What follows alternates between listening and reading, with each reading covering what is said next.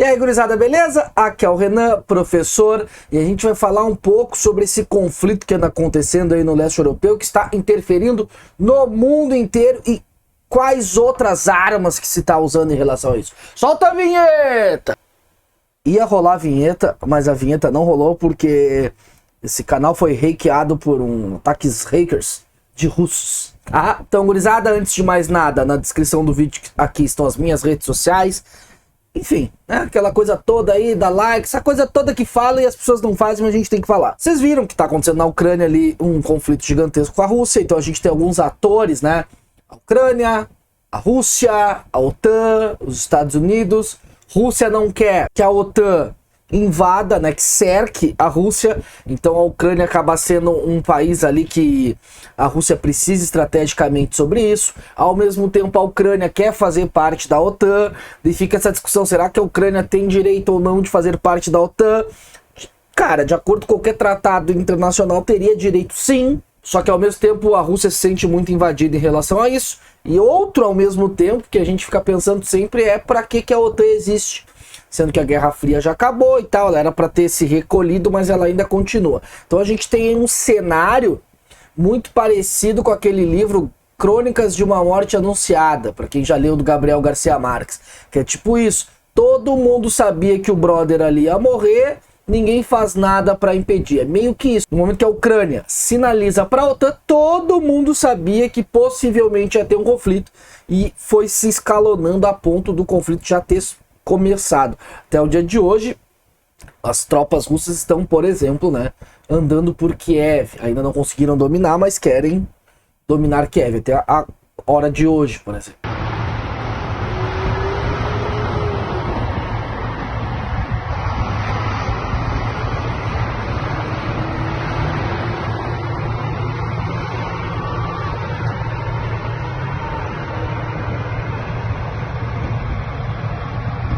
Это пиздец. Машина. Просто переехал машину с человека. Ёб твою мать. Просто переехал человека.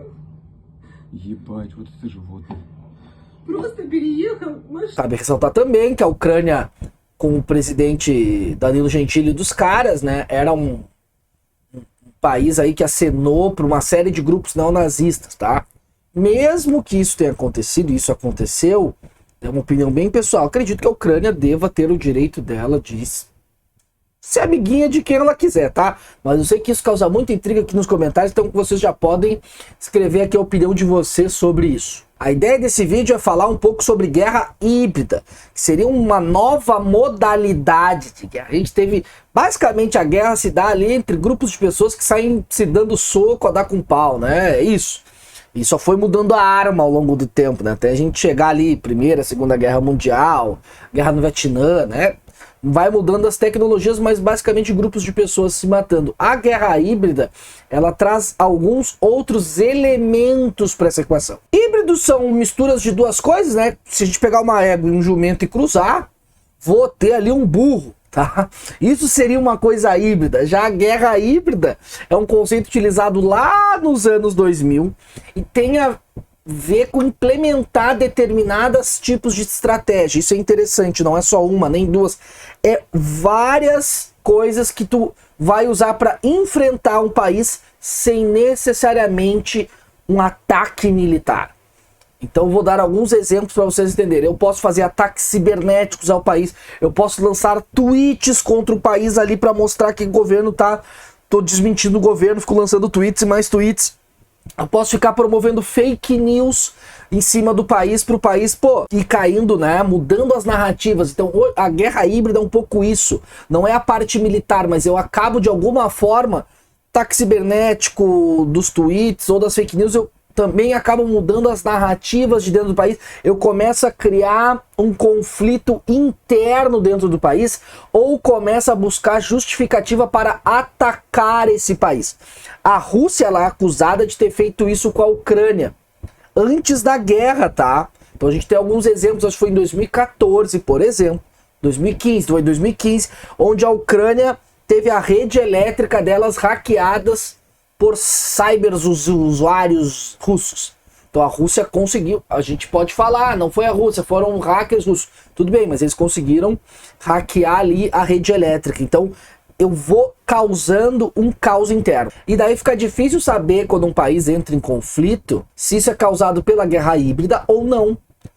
É difícil provar o que é guerra híbrida. É muito fácil o país negar, é muito fácil tu botar a culpa em pessoas ali e tal. Então esse conceito de guerra híbrida, ele vai muito mais para esse âmbito da internet, fica difícil dizer o que é o que. Tem um caso também agora, recente de 2021, onde Belarus, eu falava Bielorrússia, sou o tempo da Bielorrússia, ela deu um visto de turismo para várias pessoas, para essas pessoas poderem ir para a Lituânia. Essas pessoas eram imigrantes. Então olha que loucura.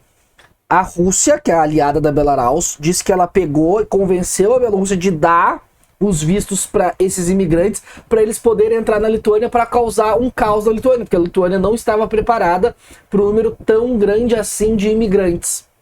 Então, para vocês verem que a ideia, então, é causar caos. Então, na situação da Rússia ali, como eu falei anteriormente, ela é acusada disso, não há como provar. A Rússia ela já foi acusada de uma série de ataques de guerra híbrida, tá?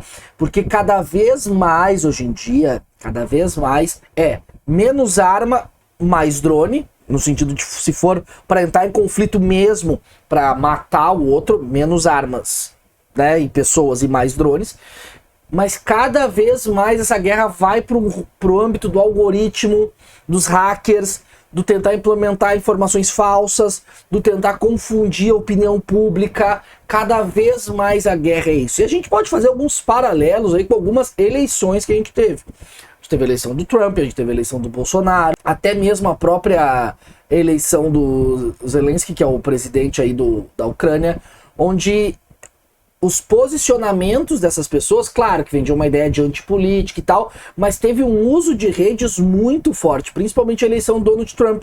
Ele se vendia como candidato antipolítica, que ia fazer e acontecer, que ia enfrentar os chineses, não sei o que, confundiu e poluía as redes. E quando a gente observa, às vezes, essas redes mais polarizadas, a gente tem a impressão que determinado lado está muito maior que o outro, e às vezes não tá. Às vezes é só o uso ali de robôs, de propagandas, etc, para dar essa impressão. Então, guerra híbrida é algo bem presente, difícil de classificar o que é, o que não é a guerra híbrida.